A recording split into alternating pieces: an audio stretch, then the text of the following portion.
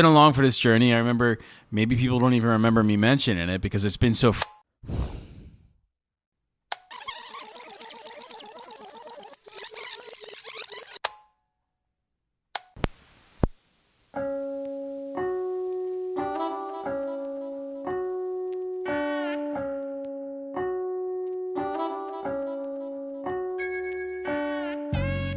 I'm Rich.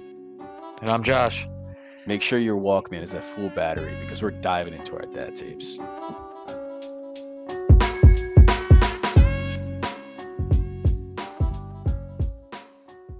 What's going on, guys? Thanks for listening to tape number 22 of the Dad Tapes. Let's get rolling. What are we drinking tonight? So tonight we have our hands on, I guess, Josh's favorite brewing company, I shall say. His favorite brewing company in the world. We're talking like he's a big Anheuser-Busch fan. You know, he loves his Bushes. He loves his Natty Ices. You know what I'm saying? But fuck that shit. He is... He loves Cape May Brewing Company. Through and through. Like, bro, like... I think, like, you're a hoe for Cape May Brew. Send us some merch, bro. Yeah, we should be paid for this one. But tonight we're drinking the Cape May Brewing Co. Cape May White.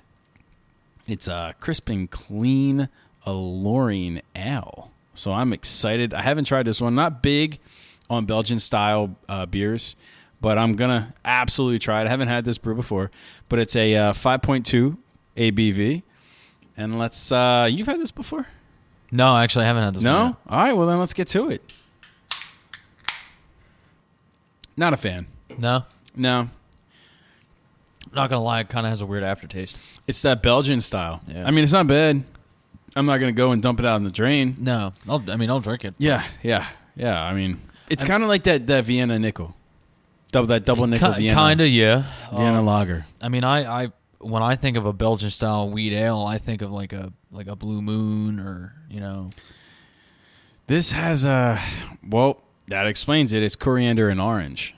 Yeah. That's what that aftertaste is. Yeah. It's not bad. It really isn't bad, but I'm not going to go for this again. No, neither will I. You know. If somebody offers me this or a can of seltzer water, I'm going to opt for the seltzer water. So, you know, sorry, K-May, you know, brewing. You guys are great at what you do, but just not my flavor. Yeah. Not my steez. Me neither. So, bro, 2 more days till the lady comes. How's your week been? I'm sure excited. Very excited, bro.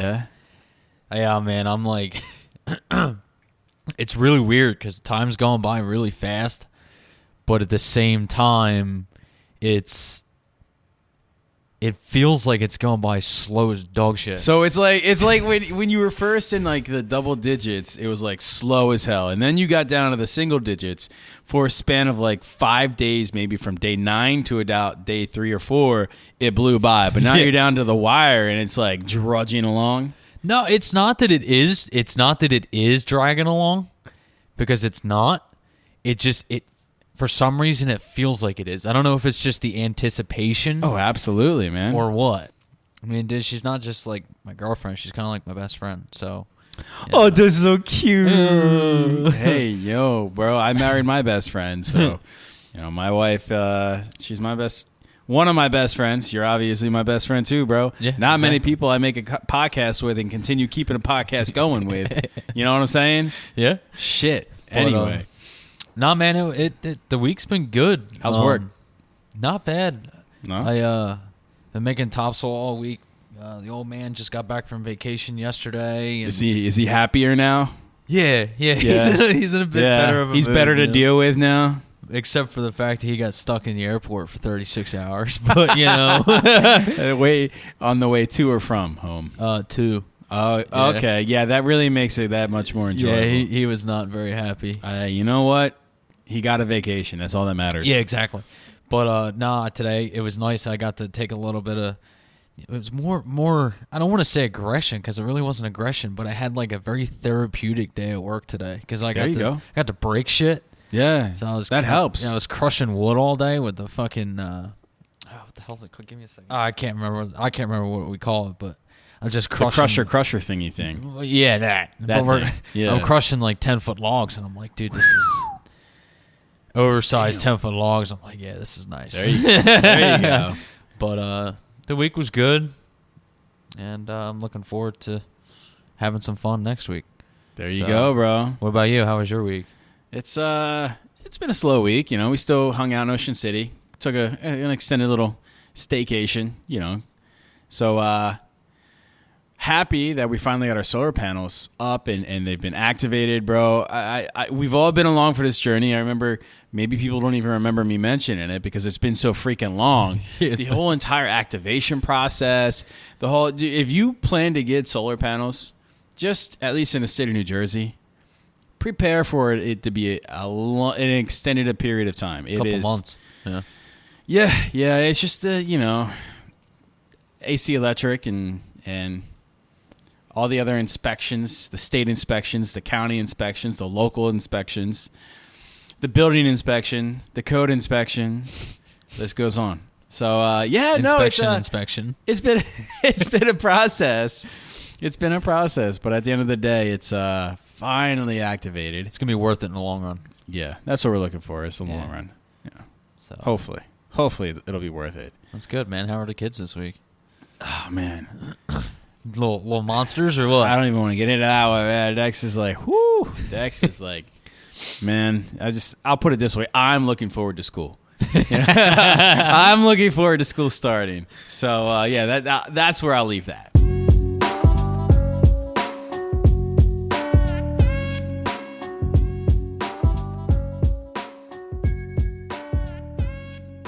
You are aware of the next segment we're getting into here, right? I am well aware. Well aware. Okay. Are you prepared for that segment? Oh, I am prepared. Well, it's a good thing we had all that, preparation. The preparedness. In those weeks that we've had. Your preparedness is stellar. Boy Scout level. It should be. So tonight from the Daily Dad, January 3rd, their faults are your faults. Don't worry that your children never listen to you.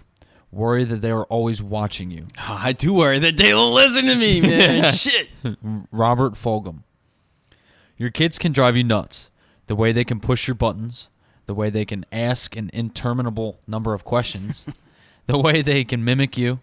I love him very dearly, I guess because of his faults, which are my faults. The novelist John Steinbeck writes of his son. I know where his pains and his panics come from. Our kids have our virtues and our vices. That's what makes this whole crazy parenting thing such a wonderful opportunity. Because we are here to help them become the best possible versions of themselves. One of the ways we do that is to help them become like us in all the good ways.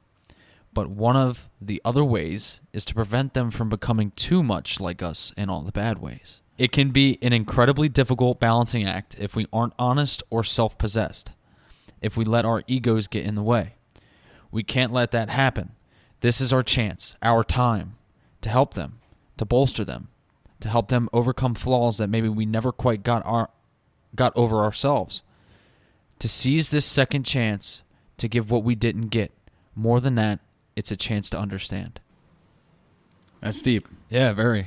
And our recent episodes have been kind of like really honed in on that aspect of how our kids are always watching us. I mean, like, Declan out here saying a fucking elevator, and at the end of the day, like, he only learned that from his parents. Yeah, exactly. I may not have said exactly a fucking elevator, but at the end of the day, it just goes to show that even just a quick thought in a quick sentence really has a profound effect and reverberation in our children that it's just like, it's astounding. Yeah. And you are given this chance, just like we're trying to be better with cursing, or trying to be better with actions, or trying to be better with whatever. It comes down to having that awareness. Yeah, and you see, that's the one thing not many parents can actually sit back and recognize is our children's awareness to how we are impacts them a lot. Yeah. And it could be the simplest things, just like we were saying earlier with our mouths, Yeah. But it's not just that they pick up on. They pick up on a lot of our things, They pick up on our attitudes, you know. Yeah. They pick up on our demeanor, emotions, our physical demeanor, you know. They pick up on everything. And then they mimic that shit, bro. To a T. Yeah. To a T, man. Talk about dotting your I's and crossing your T's, bro. I know, man. Those kids don't let it go. No, they don't. They are savage.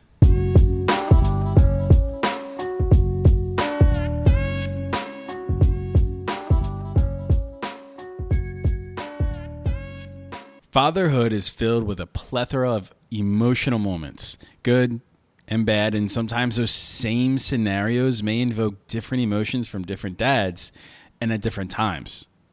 Tonight, we're going to discuss the trials and tribulations your little one may face, in addition to the overwhelming emotions we face as fathers and as parents. Join us as we delve into this topic and try to grow as fathers and men. It's time for our data dump. Whatever term you use as a parent, sending your child off to school is no easy feat. Not for them, nor for you. The wall of emotion is even larger when you're finally seeing off your firstborn to a place where they start to become more individualized in the world around them and more of their own identity in the public eye.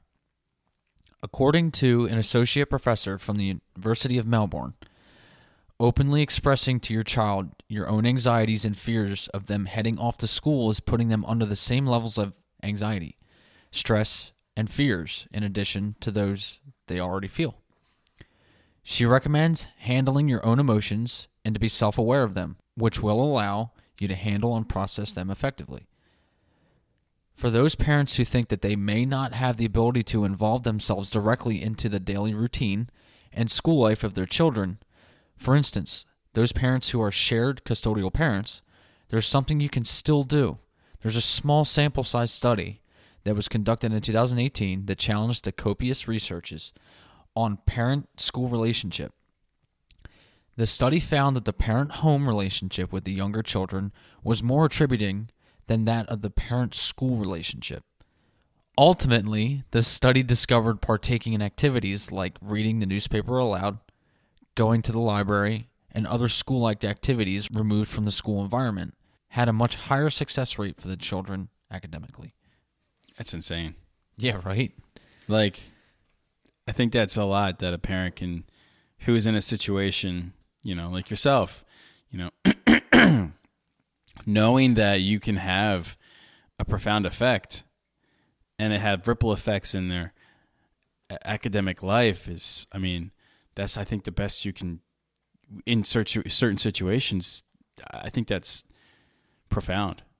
You know, you can give so much without even being there as much as you want to be. It's tough, you know, just from experience. I mean, not being able to be there for her to go off to school. Yeah. Every day. But at the same time, I try to initiate some activities at home when I have her. Okay. Just, you know, learning Yeah. aspects, whether it's making it fun or, you know, just reading from a book, whether it's a school book or like a school activity book that we buy, or just reading a regular book aloud. But I try to implement something in there. That way at least I know, like, I can see where she's developing and stuff like that. But yeah. And that was our data dump. Woo! That was a clean one. That was a ghost poop. Clean cut, bro. So knowing that you have two kids, and right now only one of them will be in school, you will still be able to, you know, you'll be a little preoccupied. Oh, yeah. With Bridget. Absolutely. When it comes down to sending them both off to school, how do you think you will feel as well as handle the situation? Bro, I'm going to be sobbing like a little crybaby, man. Like, I mean, we've been through the whole sending Dex off to school, and, you know, but when it comes to Briggs, you know, my baby girl, sending her off, man, I'm going to be crying like a baby. Oh my God, man. Whew. But, no, I'm going to be excited. And I think it's going to be the same feeling, that same exciting feeling that I feel with Declan, because it's almost as if I'm sending him off into the world. And I know that I've done the best of my abilities to, prepare them for the world. Yeah. Prepare them to make friends, prepare them to have enemies, prepare them to, focus and study and learn and just have fun and have fun doing all of that. Yeah. So, I mean, it's going to be an array of feelings. It'll be a spectrum of feelings, bro.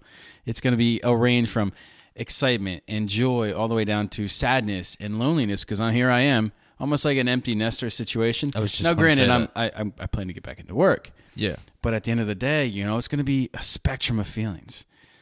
Addie's first year of school was what, this past September. Yes. She's about to begin her second year of school. Yeah. Riding the bus. Kindergarten. Yeah. I know, man. They're getting big. How does it, your situation at that time, you were still separated. Yeah. Right? Yeah. How did you process and go through those moments of not being able to be there for her?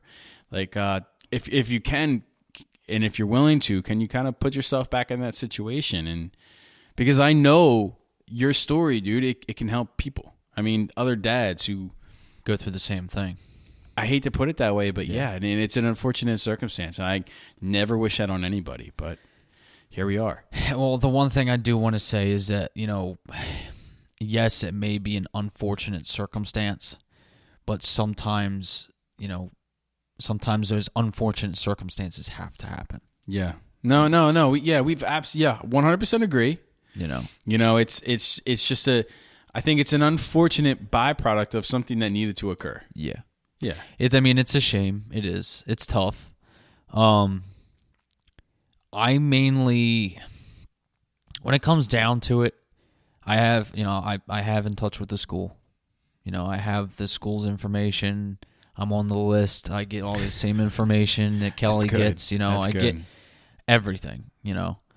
On the other hand, because of having to be a single working father in a sense, even though I am in a relationship, but and having to be at work constantly because of having to take care of the obligations that I have to take care of. Yeah. And not being able to be at some of those, school events and stuff like that, or being there to send her off on her first day and all that stuff and whatnot. It's tough. I just try to remind myself every day that, keep doing what you're doing with the relationship that I have with her. Yeah. And make sure it stays that way. Because she already comes to me and tells me everything. She tells me how school was. And how do you feel? And how do you feel? Like, how do you feel when she comes to you like that? Good. I mean, sometimes I may have to ask her, but she's young. I mean, she doesn't have the memory to be like, this is what I did at school. Yeah. But well, hey, if she did, man, she should be bumped up.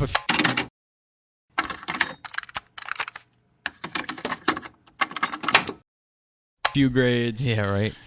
But that is one thing I will say, is that she's very smart. We go over things all the time.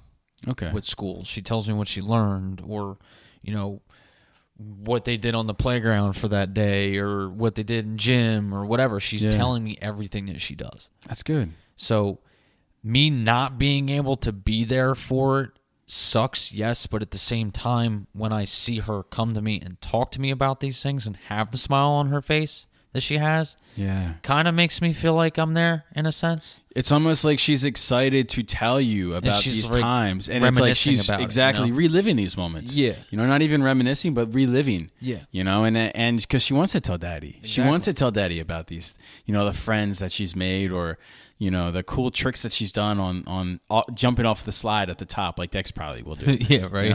So don't let Dex ever teach her that crap. He's already told Bridget. I want to circle back to one thing you said though. You said, you have all the school information and everything like that. I recall when all that transpired and when that pimple popped. Yeah. Coming from that perspective of a father who is separated from their child's mother. How do you advise other fathers going through these situations like you moving forward when they hit snags like that? Like, how did you handle that situation? Dude, you know what? Listen, I didn't get the information. I wasn't given anything. You got to be proactive. Yes, you have to be proactive, but you more or less, in a sense, I found out where she was going to school. Mm-hmm. I was told where she was going. You weren't even told the school she was going to. I was, but later on, I wasn't included in anything. So she was already signed up and yeah, basically. Okay. But I had to take it upon myself. I took it upon myself. I called the school. I explained the situation. I told them who I was. Mm-hmm. Gave them all my information. I didn't care what they asked for. If they wanted ID or social security, I didn't care. It's your daughter. You do everything you can. I gave them everything that they needed for me to, be able to be on that registry in a sense, to be able to get all this information. Don't if it comes down to it, to the point where it's miscommunication or no communication at all, grab it by the fucking balls and do it yourself. Yeah. Because that's the only way you're going to get it. Yeah, you got to take that bull by the horns. Exactly. Yeah, and if you don't, you're going to be left wondering. And then at the end of the day, the worst part about that is the image that is then casted upon you. Not even something that you went out and earned, but it's more or less like if you're reactive to that situation rather than proactive. Yeah. What's that going to say to your daughter or son or your child? What's that going to say to your child? And then sometimes in really unfortunate events, sometimes there are parents who kind of, talking to the child's ear. Yeah. There are spiteful people out there. Oh, yes, definitely. No matter where you go.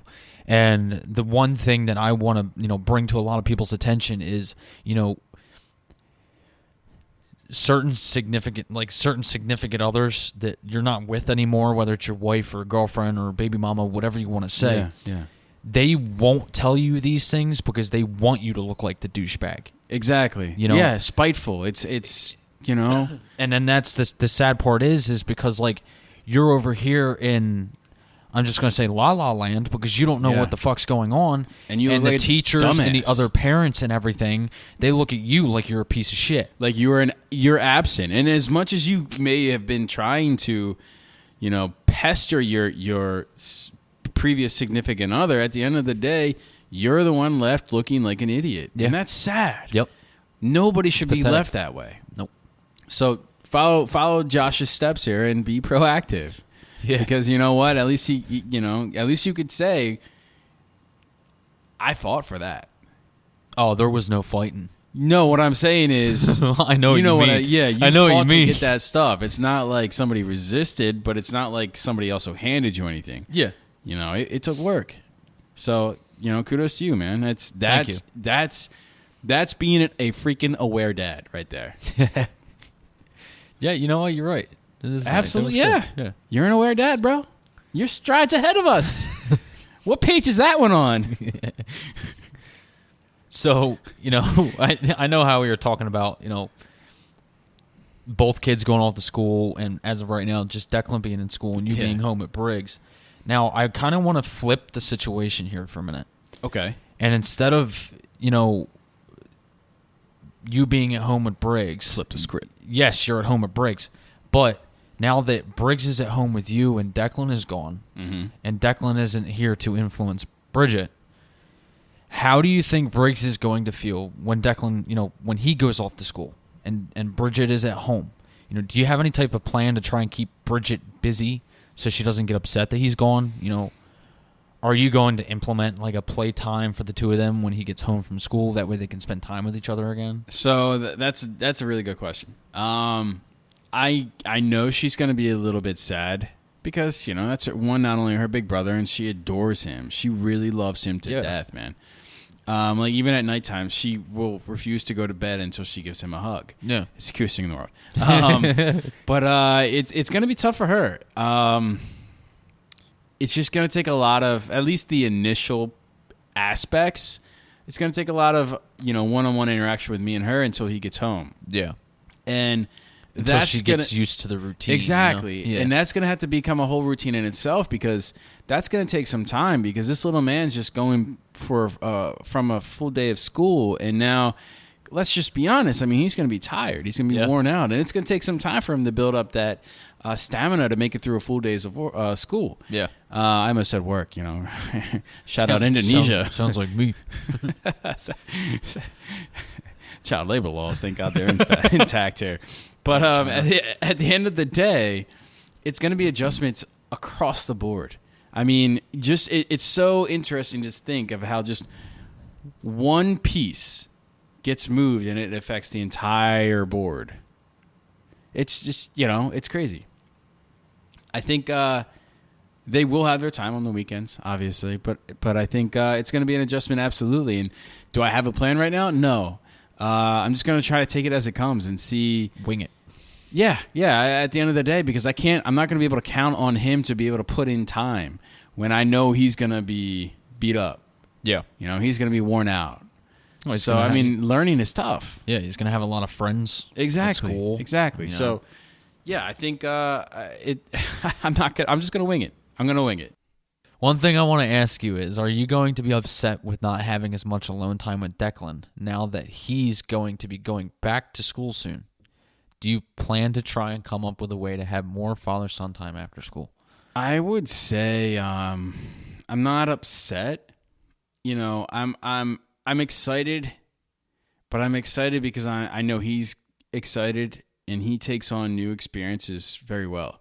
Yeah. So I'm eager to see him and for him to come home and for him to tell Jill and I about his day. I'm eager for that. I would say though, it's just going to take some new routines for the weekends when he does get that full-time home. Yeah. Because I can guarantee you for the first several weeks, it's going to be just kind of like like Saturday is going to be a lot of a recovery day for him. Yeah. And Sunday could be a lot of like, that's when we could do activities, or Saturday night into Sunday type of thing. Yeah. At least until he gets a lot more acclimated to the school routine life. I don't think I'd be upset as much as I'm going to be.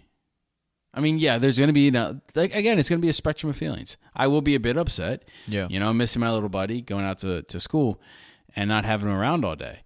But at the end of the day, it's just the same way as it would be sending him off to school. Yeah. And I'm going to be not convincing, but telling myself I should be more excited because I need to, there's many chapters. We'll get to that point, but we as dads, we have to be our kids' biggest fans. Yes. So I'm going to cheer him on and send him off to school, and I'll be his hype guy if he needs to. You know what I'm saying, bro? Yeah, exactly. Yeah. DECL. Yeah. I'll tell Jill to get out there. She was a cheerleader in high school, so it's Hear befitting. that, Jill? Hear that? You got me in trouble. Anyway, no, I think it's gonna be, again, we have that experience to where he had already gone to a full-time preschool. Yeah. So I think we have a little bit of an insight there and in that experience under our belt. So I'm not too nervous or anxious about it, but at the end of the day, it's still going to be a change. Yeah. Which kind of brings us to a resolution. Sending your kids off is not an easy task, obviously. No. It's not. It's not. For anybody. You can make anybody who says that they won't cry, even just a tear or well up just a little bit sending off their kid. I just don't believe you, bro. Yeah, no. Do you love your kids enough? You have no emotion. And exactly. Yeah. Well, don't be a fucking stump. Damn. A stump. So that big first in life comes with a lot of emotions for both the child and the adult. And to help cope with those emotions, we want to provide you with several tips that Harvard Health Publishing has published that may help you guide through that challenging and trying to fight back that tear because you're a man and you don't want to cry moment, So the first thing is to do what is so against every man's nature is talk about it. Talk about how your day was. Talk about what it was like and what they did and what they will do and what's going to happen the next day and what's going to happen when they get home. Just talk, just engage. Yeah. You're going to find yourself excited about it. Go school shopping together. Get that little kid out there, man.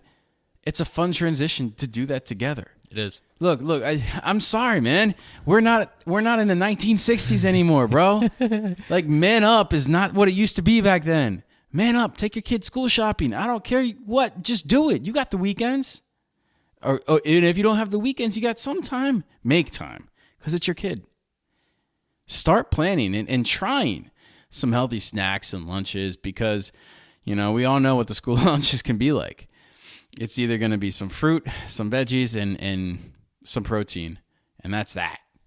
So if you gotta adjust accordingly. Get your child on a good and healthy sleep pattern to encourage those early risings. I won't have a problem there because Dex wakes up at freaking 5:30 in the morning anyway, so he's gonna be long ready for his school beforehand. But yeah, it'll be an easy transition for him. The other one, not so sure about. She sleeps until 8:30 if you let her. But you want to be sure to plan ahead for all these upcoming changes in the routines. You don't want to just slap them onto it. It's got to be a process. You got to implement this ahead of time. It can't just be and expect changes and results at a flick of a light switch. It doesn't work that way. Do not overschedule yourself or your child. As we've already discussed, bro, Addie needs time to decompress. Addie needs time to unwind and recoup. Exactly. Yeah. Dax is going to need that. So don't overschedule yourself. Take notes from Josh. He's doing a great job at it. I'm trying. You're excelling. Finally, get to know the school community and immerse yourself as much as you can, be it directly or indirectly. Again, take notes from Josh. He told me he actually showed up at the principal's door and knocked at that person's door until they actually agreed to give him that consent to, engage or whatever it is for the school and notifications. Not saying if he did or did not bring his bow, that we'll just leave it out. I don't want to incriminate my guy here, but I did say he had to fight for it. Any comments, Josh? Nope. Okay, no pleading the fifth. I like that one. Because if you would have had done that, guess what you would have gone yourself into? Jail, bro. A situation.